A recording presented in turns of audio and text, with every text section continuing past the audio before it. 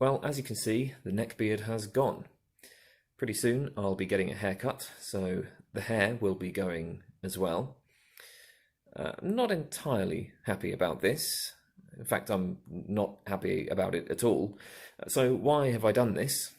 Well, viewers of this channel will be aware that I'm currently single, have been for quite a while, and it's not really going all that well. I haven't managed to get any dates whatsoever, really. I mean, I know I put up that YouTube video that didn't yield anything, but I always knew that was a bit of a long shot. But I've also been doing online dating in other ways, and I've been getting out into the world trying to meet people, and it's just going absolutely nowhere. Now, I'm assuming that the main issue here is personality. I mean, I think like 90% of attraction is personality. But the thing is, I can't change my personality. I can change my appearance. So, reluctantly, that's what I'm doing. Temporarily. This is just a temporary measure. Once I have acquired a girlfriend, I'm going to grow it all back. What I'm relying on here is the fact that once somebody has formed a romantic attachment to me, she'll probably be willing to put up with things that in the dating phase of the relationship would have excluded me from consideration. Which is a bit deceptive, but I think a lot of people do that sort of thing anyway, even if they don't, even if they're not honest with themselves about it. So that's the plan anyway. I'm just going to make myself look a bit more conventional, get rid of the ridiculous beard, and maybe that will go a little way towards helping. Hopefully it will go a little way towards helping. Obviously, if it doesn't help, I can just grow it back. This is, as I say, a temporary change. But I'm still not happy about this. Throughout my entire life, I've always had very high self-esteem. I've always loved myself. But what I've experienced tonight, for the first time that I can remember, is that I kind of don't like myself. When I was cutting off the neckbeard, I was thinking to myself, you absolute loser. You are absolutely pathetic. You're just giving up on your basic commitments and projects. How lame are you? I mean, what you have to understand here is that the neckbeard wasn't just a fashion thing for me. It was a project around which I oriented much of my life. I had always wanted a neckbeard.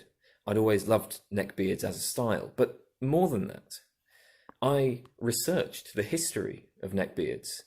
I made YouTube videos about the neckbeards, collecting my favorite neckbeards from history. I would trawl through archives, old historical photographs, finding pictures of people with neckbeards.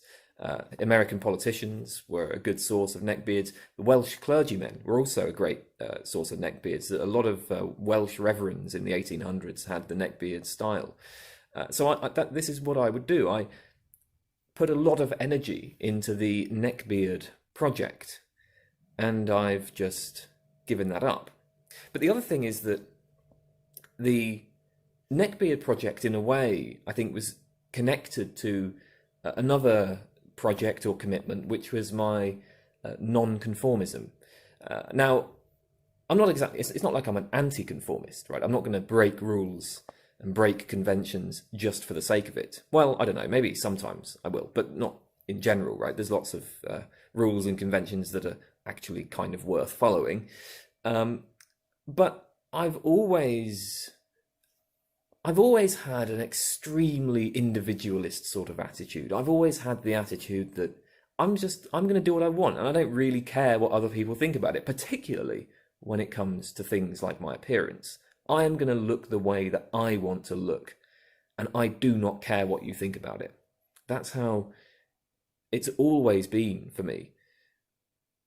Now, tonight, I've just given up on that. And I'm sure that maybe in the past, I've done things with my appearance, say, in order to make myself more appealing to other people.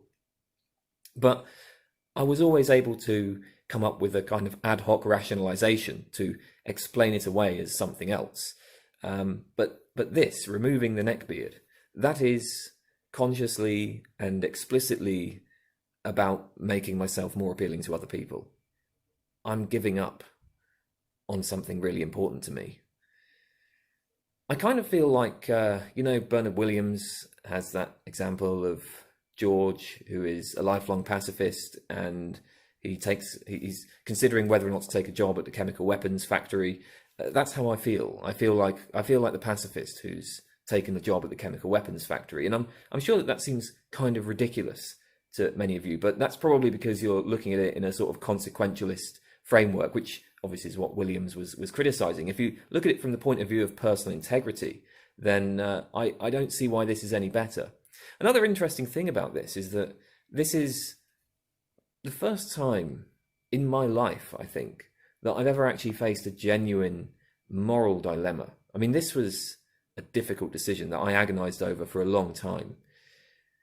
Well, I mean, a long time. It was maybe a week or something. But still, I mean, it was something I really thought about this, and it was difficult to decide to do. And I think that's the first time in my life that's ever happened, which is interesting. It's striking how rarely moral dilemmas actually emerge.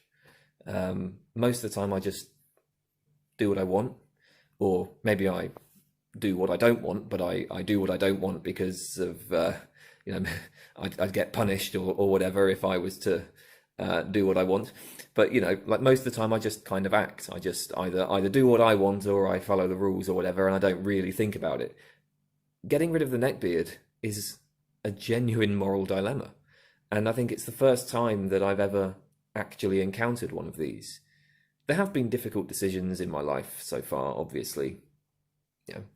Breaking up with my ex-girlfriend, that was a difficult decision, but it didn't feel like a moral dilemma. I mean, it's not like anybody has a right to a relationship. You don't owe somebody a relationship. You don't owe anybody a relationship. And it was more like, that was difficult. It was difficult for other reasons. It wasn't sort of morally. I didn't feel like either decision would have violated my deep personal commitments and projects in a way that removing the neckbeard has. So when I was considering whether or not to break up, you got two choices: you stay or you break up. Again, both of those were compatible with my deep commitments, but removing the neckbeard is not. I've said that this is a temporary change, but I can always grow the neckbeard back, of course. But I will always have given up on this commitment. This has damaged my sense of self. I'm still going to continue with this, obviously. Continue with the plan, but, well, like I say, I'm not happy about it.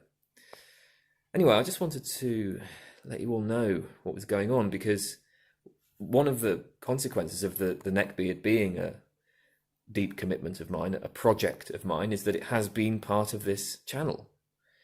I have uploaded videos about it whenever people have mentioned it in the comments, which I always like. I always like it when people criticize the neckbeard. I've responded in defense of it.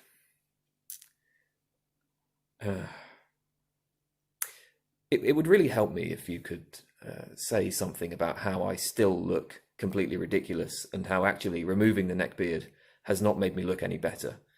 Please roast my appearance. Thanks.